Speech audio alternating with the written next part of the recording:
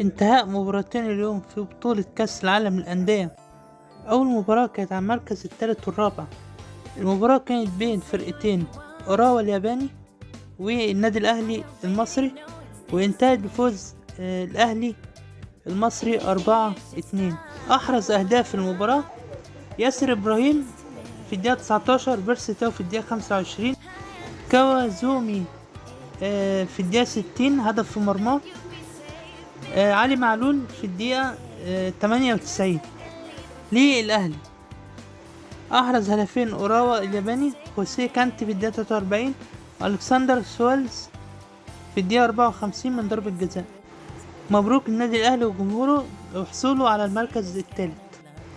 أما المباراة التانية كانت في نهائي البطولة، جمعت بين فرقتين مانشستر سيتي الإنجليزي ونادي فلومينينسي البرازيلي، وانتهت بفوز مانشستر سيتي الإنجليزي 4-0.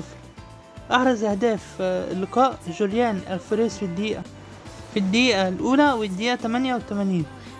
أحرز هدف الثالث نينو في الدقيقة 27 هدف في مرماه.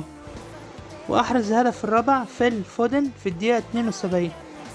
بكده يبقى مانشستر سيتي يفوز ببطولة كأس العالم للأندية للمرة الأولى في تاريخه. بكده ترتيب فرق البطولة من حيث المراكز: مانشستر سيتي الإنجليزي المركز الأول، فلومينينسي البرازيلي المركز الثاني، الأهلي المصري المركز الثالث، أورووا الياباني المركز الرابع. بكده أنا خلصت الفيديو بتاعي. لو الفيديو عجبكم دوسوا لايك واشتركوا في القناة وضغطوا على زر الجرس عشان كل جديد يوصلكم. شكرا.